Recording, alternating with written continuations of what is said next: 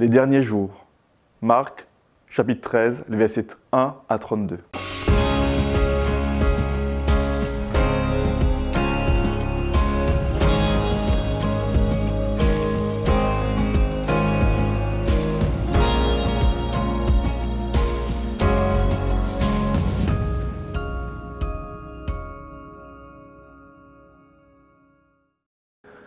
Les derniers jours sont là. Ils sont là depuis déjà un certain temps. Cette semaine, le texte qui nous est proposé dans la fiche AET est Marc, chapitre 13, et versets 31 à 32. Jésus annonce la destruction de Jérusalem. Et tout de suite, cela bouleverse les disciples qui, associant cette destruction à la fin de l'histoire, demandent au Christ de leur donner les signes qui indiqueraient l'approche de cet événement.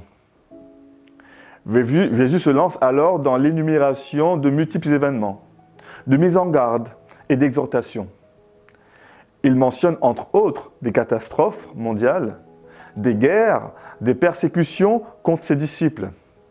Il conseille à chacun de bien prêter attention aux signes lorsqu'il les verrait et d'agir en conséquent. Il rassure de la présence du Saint-Esprit avec les disciples, de l'abrègement de ce temps de trouble et de la venue certaine du Sauveur pour mettre un terme à toutes les souffrances. En somme, il semblerait que la réponse de Jésus inclut des signes se rapportant tantôt à la destruction du temple, tantôt à la fin des temps.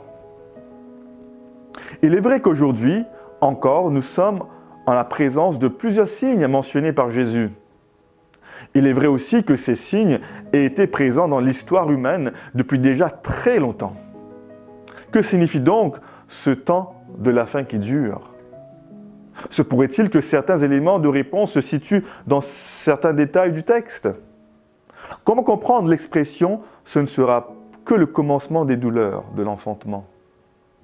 Ou encore, que signifie cette nécessité de la proclamation de l'Évangile à toutes les nations? Comment réconcilier l'affirmation de la proximité de la venue du Christ à la vue des signes mentionnés et ce long moment d'attente? Les pistes de réflexion sont nombreuses. Que l'Esprit Saint soit notre guide alors que nous nous efforçons à nous préparer pour le retour du Christ, tout en tendant vers cette espérance qu'elle nous donne. Bonne étude à vous.